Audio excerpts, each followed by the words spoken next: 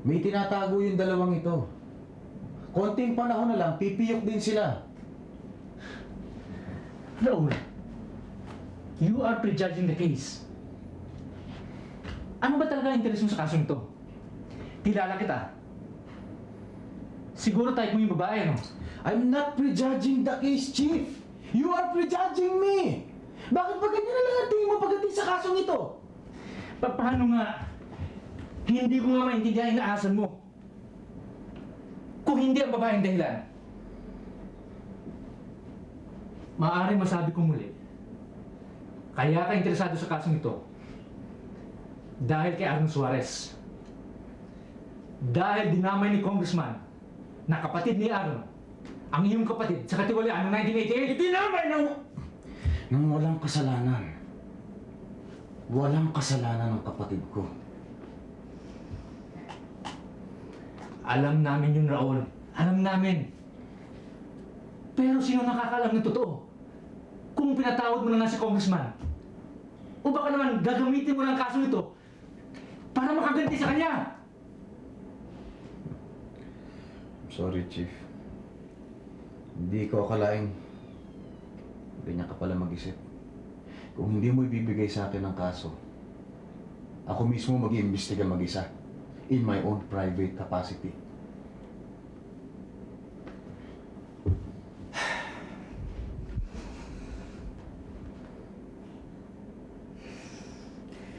May ibang pang assignment na dapat asikasuhin. I'm taking my leave of absence. Raul, kung mag-iimbestiga kang mag-isa, wala kang suporta makukuha sa opisinang to. At hindi mo magagamit ang mga resources ng opisina. At walang babakap sa'yo kapag nalagay ka sa peligro. Magbabakasakali ako, Chief.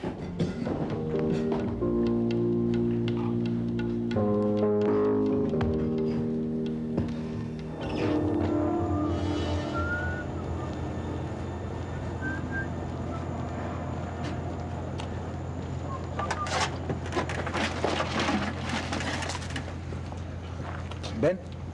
Sorry? Bakit, pare? Wala naman! Pare, wag! Pare, kailangan makausap ko si Mr. Suarez, pare. Delikadong buhay niya, merong umahantay sa kanya. Pare, tingin niyo ako sa kanya, kahit pagkatapos patayin niyo na ako. Kailangan ko lang siya makausap. Meron siyang kailangan sa akin na may bibigay ko sa kanya. Gano'n na! Ano sinasabi? Sige, bakit?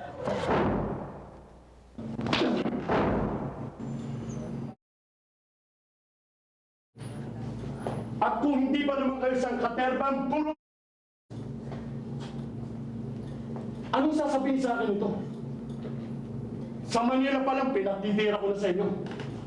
Dinala-dala pa ninyo rito. Paano ba natin mayayari yan? Nang hindi tayo mapagsususpechahan? Ano?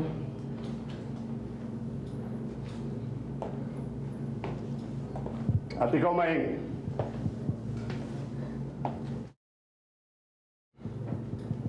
Nung una, pinabilib mo ako. Lahat ng pinatitira ko, tinira mo. Ba?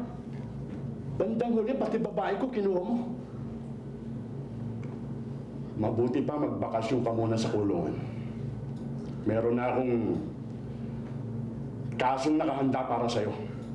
At huwag kang mag-alala. Vacation with pay. Ito una. Ayun. Ano?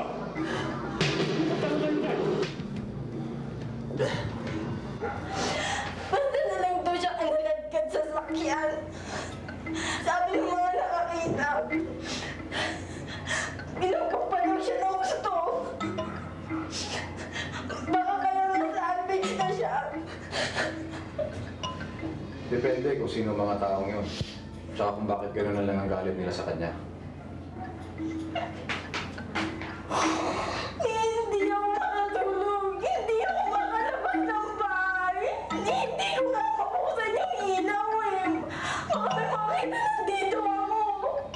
Baka may sunod din ah. Becca, alam mo hindi kita matutulungan hanggat ka sasabi ng totoo eh. Hindi na ako official investigator ng kasong ito. Kaya limitado lang magagawa ko. Wala na ako may tutugtog sa sinasabi ko, Mr. Gante. Wala na.